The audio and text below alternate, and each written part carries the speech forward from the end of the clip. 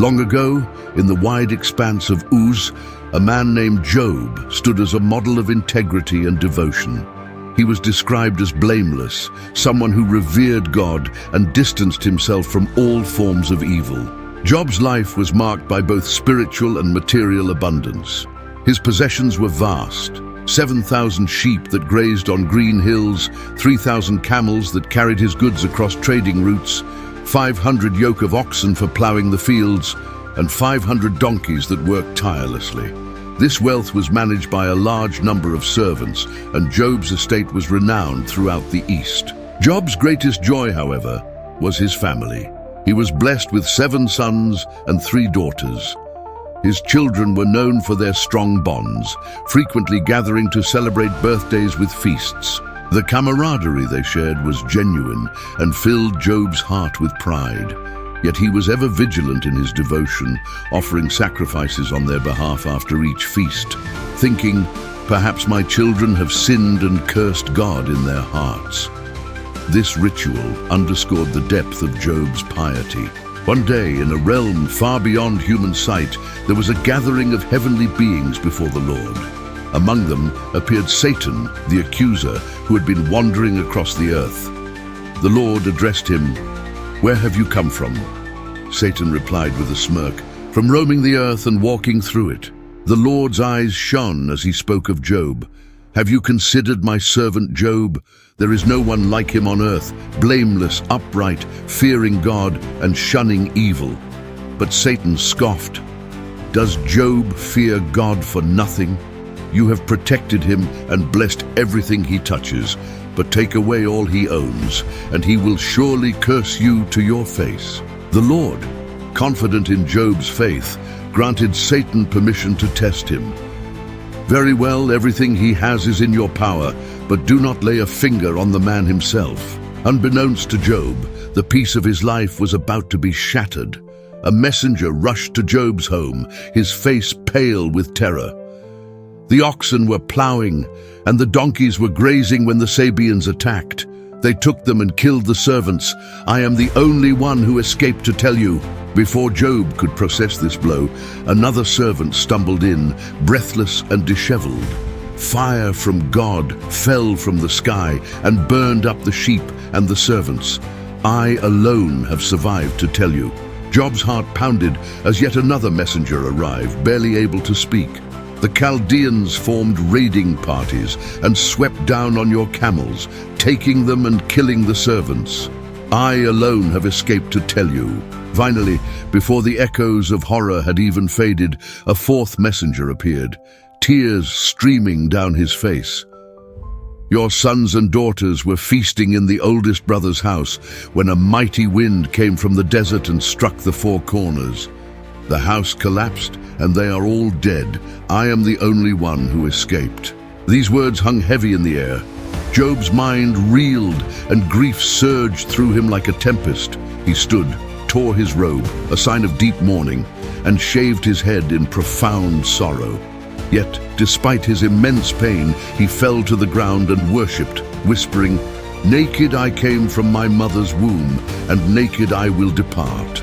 The Lord gave, and the Lord has taken away. Blessed be the name of the Lord."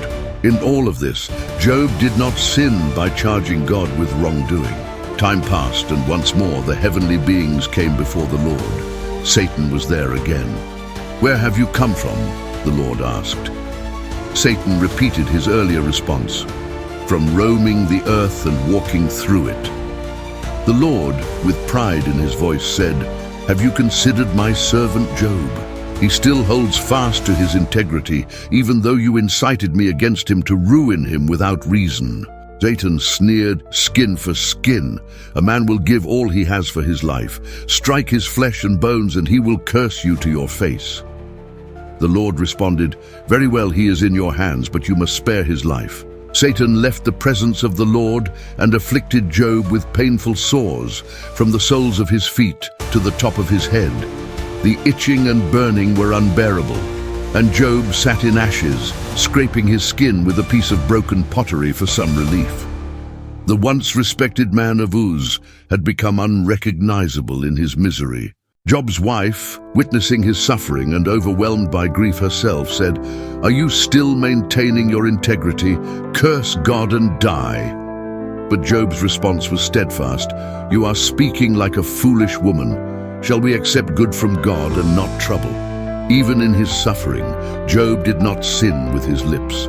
News of Job's afflictions spread, and three of his friends, Eliphaz the Temanite, Bildad the Shuhite, and Zophar the Naamathite, decided to visit and comfort him. When they saw Job from a distance, they barely recognized him. The sight of their friend reduced to such a pitiful state moved them to tears. They wept, tore their robes, and sprinkled dust on their heads as a sign of shared mourning. For 7 days and 7 nights, they sat with Job in silence, acknowledging the depth of his suffering. No words could capture the weight of the grief that filled the air. Finally, Job broke the silence with a lament that echoed his anguish. "May the day of my birth perish, and the night that said, 'A boy is conceived.' Why is life given to those in misery and light to those who suffer?" Eliphaz was the first to respond, suggesting that Job's suffering might be due to some hidden sin. "Consider this: who, being innocent, has ever perished? Those who sow trouble reap it." Bildad followed, implying that Job needed to seek God earnestly and admit any wrongdoing. Zophar, more direct and harsh, accused Job of being arrogant and insisted he repent. Job defended himself passionately.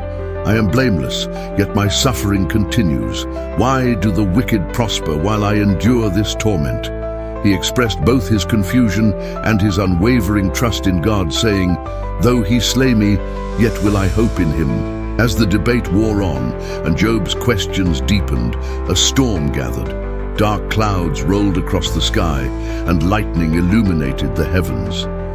Suddenly, out of the whirlwind, the voice of the Lord thundered, "Who is this that obscures my plans with words without knowledge? Brace yourself like a man. I will question you, and you shall answer me." God spoke of the marvels of creation, the foundations of the earth, the boundaries of the sea, the morning stars and constellations. Can you bind the chains of the Pleiades or loosen Orion's belt?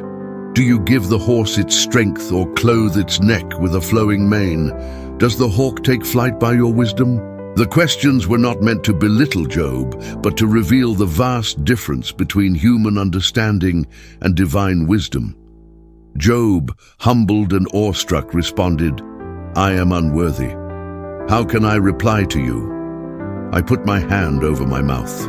The Lord continued, emphasizing his sovereignty and power. "Look at Behemoth, which I made along with you. Can you pull in Leviathan with a fishhook? Everything under heaven belongs to me." Job said, "My ears had heard of you, but now my eyes have seen you. Therefore I despise myself and repent in dust and ashes." After this, the Lord turned to Eliphaz and said, "I am angry with you and your 2 friends because you have not spoken the truth about me as my servant Job has. Take 7 bulls and 7 rams and offer them as a burnt offering. My servant Job will pray for you, and I will accept his prayer." Eliphaz, Bildad, and Zophar did as the Lord commanded, and Job's prayer was accepted. The Lord restored Job's fortunes, giving him twice as much as before. His family returned to him, and he had 7 more sons and 3 daughters, whom he named Jemimah, Keziah, and Keren-Happuch. His daughters were known as the most beautiful women in the land, and Job granted them an inheritance alongside their brothers. Job lived another 140 years, seeing his children and their descendants to the 4th generation. His life, once marked by profound suffering, became a testament to resilience, faith, and the mystery of divine purpose. Job passed away an old man, full of days, leaving behind a legacy that would inspire countless generations. Job's story teaches us that suffering doesn't always come with clear answers, but faith can endure through the deepest trials. It reminds us that while life may test us beyond measure, divine wisdom is greater than our understanding. If this story inspired you, please support Animated Bible Journeys by liking, subscribing, and commenting below. Join us on our mission to share powerful biblical stories that resonate with life's challenges and triumphs. Don't forget to hit the notification bell to stay updated with our latest content. Together, let's explore the timeless lessons of faith and resilience.